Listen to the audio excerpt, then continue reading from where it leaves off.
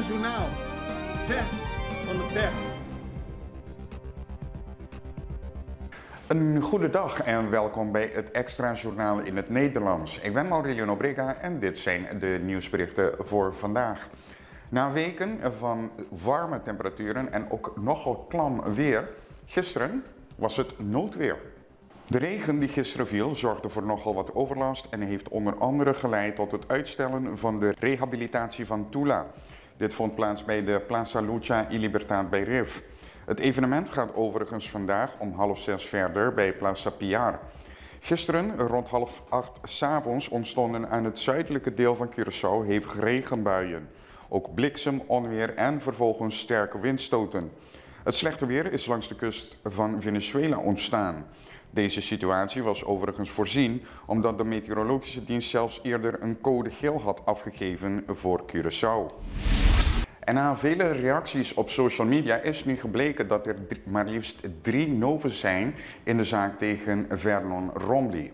Gisteren begon de herziening van een moordzaak waarin Vernon Romley tot 15 jaar is veroordeeld.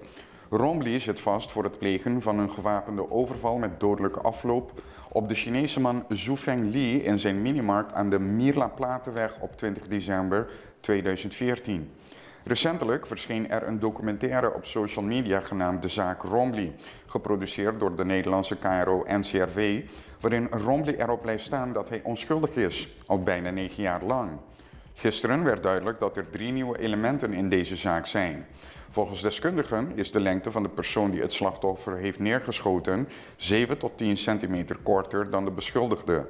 Daarnaast is de persoon die het schot heeft gelost linkshandig, terwijl Romley rechtshandig is.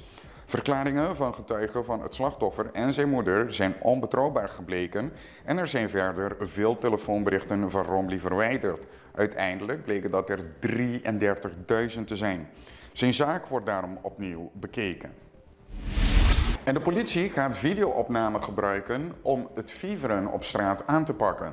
Veel automobilisten raakten vast in het verkeer in het gebied van Salinha in de nacht van zaterdag op zondag. Dit gebeurde op de kruising van de Schotgatweg bij de verkeerslichten nabij de KFC McDonald's restaurant. Auto's werden dwars op de weg geparkeerd waardoor andere voertuigen niet meer verder konden rijden. Daardoor ontstond een lange file en werd het verkeer in beide richtingen verstoord. Het politiekorps bekijkt daarom de videobeelden die rondgaan om de eigenaren van die auto's te kunnen aanpakken. En het anti-overvalteam heeft maar liefst 2 notoire overvallers van de straat gehaald. Gisterochtend heeft het Atraco-team 2 huiszoekingen uitgevoerd waarbij verdachten van gewapende overvallen zijn gearresteerd. Het betreft 2 afzonderlijke overvallen waarbij elk gepaard ging met doodsbedreigingen tegen het slachtoffer. De eerste huiszoeking vond plaats om 4:15 in de ochtend in Montagnerij. Dit is een lopend onderzoek waarbij al mensen zijn gearresteerd voor de brute overval die op 9 juli plaatsvond in Montagnerij. In deze zaak heeft het Atraco-team een man genaamd SGN, geboren op Curaçao en 25 jaar oud, gearresteerd op verdenking van betrokkenheid bij de genoemde gewapende overval. In een ander lopend onderzoek in verband met een poging tot moord met een vuurwapen die plaatsvond op 19 september in Cerro Grande heeft de politie een arrestatie verricht bij een woning in Fuik. Vliegveld Hato gaat belasting heffen op passagiers die uit Curaçao vertrekken. Binnen enkele maanden zullen vertrekkende passagiers uit Curaçao een iets hogere toeslag betalen, wat automatisch betekent dat vluchten vanaf Curaçao iets duurder zullen worden. Er zal een zogenaamde Passenger Safety Oversight Charge, een soort passagiersveiligheidstoeslag, worden geïntroduceerd op het moment van vertrek uit ons land. Dit is een toeslag die aanvankelijk $1,73 zal bedragen en vanaf 1 januari 2024 van kracht zal zijn. Praktisch gezien zal elke passagier dit moeten betalen bij vertrek vanaf de Curaçao International Airport. Volgens autoriteiten is deze toeslag noodzakelijk vanwege de toenemende kosten die verband houden met toezicht en veiligheid op de luchthaven die onder de verantwoordelijkheid van de Curaçao Civil Aviation Authority vallen. Diverse studies hebben aangetoond dat het budget van deze organisatie van de lokale overheid ontvangt, maar deze is niet voldoende om deze taken naar behoren uit te voeren. We gaan even naar de reclame en dadelijk zijn we terug met nog meer nieuws. Si bono sapa king ni pa quanto gente botingo hasi compras, bon por hasi compras bon ni presupuestate fin di luna. Contasina, vos risca de gastar 100 comprando de menos de algo esencial y de más de algo innecesario. Mes costa conta para nos país. Sin bom data, nos no por planificar. Por ejemplo, ¿cuánto adulto mayor tem? ¿Y mucha cuta va a escuela? ¿Y cuánto tiene disabilidad? PCI CB hasta organizar Censo 23. Para toda instancia com mister de boa informação por anos aqui. Família cooperar, saco Censo 23 tapahanha vista total, correto e anônimo. E família aqui tá cooperar. Abodambe? Pa nossa com nos tá. En we gaan verder met het extra journaal in het Nederlands. De horecaorganisatie Kasha heeft een brief gestuurd naar diverse diveshops hier op Curaçao in verband met een incident dat ten nadele kwam van Curaçaose vissers. De Curaçao Apartment Small Hotel Association, afgekort Kasha, heeft een brief gestuurd naar de diveshops op Curaçao in verband met vernieling van visnetten door duikers bij RIF. Dit meldt Hans Pleij, lid van het bestuur van Kasha en eigenaar van een duikwinkel. Kasha en het Curaçaose Bureau voor Toerisme hebben de verantwoordelijkheid om duikwinkels uit te leggen dat wanneer ze met hun klanten duiken, die vaak vanuit het buitenland komen, ze moeten begrijpen dat ze niet aan andermans eigendom kunnen komen. Als je netten of koralen ziet, raak ze dan niet aan, verklaart Pleij. Pleij is zelf naar de locatie gegaan en heeft met de vissers gesproken. Hij heeft hen om excuses gevraagd voor wat er is gebeurd en heeft ook beterschap beloofd.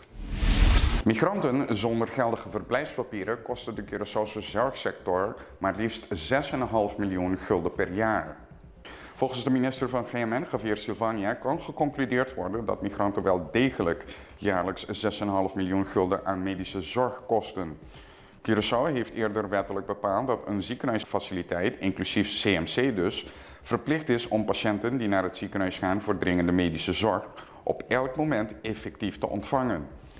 Curaçao is op basis van staatsregelingen en internationale regelingen ook verantwoordelijk voor het verlenen van dringende medische zorg aan onverzekerde personen, inclusief gedocumenteerde of ongedocumenteerde personen, geregistreerd of niet geregistreerd, die legaal of illegaal in het land verblijven. Nu het land van CMC eist dat zij medische noodhulp bieden aan onverzekerde en ongedocumenteerde personen, is het land verantwoordelijk voor het dragen van deze medische kosten. En de Belastingdienst gaat stoppen met het inhouden van AOV. Vanaf oktober stopt de Belastingdienst met het inhouden van belasting op AOV-pensioenen van de SVB. Gepensioneerden die een AOV-pensioen van de SVB ontvangen en gewend zijn dat de ontvanger elke maand een deel hiervan inhoudt voor belastingbetalingen, zullen merken dat deze inhouding vanaf deze maand niet meer gaat plaatsvinden. Vanaf nu zullen alle gepensioneerden het volledige AOV-pensioen ontvangen waar ze recht op hebben. Dit betekent echter niet dat alle gepensioneerden zijn vrijgesteld van het betalen van belasting, zoals de OZB-belasting. Deze vrijstelling geldt alleen als het AOV-pensioen de enige inkomstenbron is. En onderwijsvakbond CITEC is blij met de vaste aanstelling van DOS-docenten. Dit zijn docenten die dus in het openbaar onderwijs werken. Het bestuur van CITEC is dus verheugd met de duidelijkheid die is gekomen over de kwestie van permanente aanstellingen, aldus CITEC-voorzitter Darius Leoplantijn. In het kader van het schooljaar 2023-2024,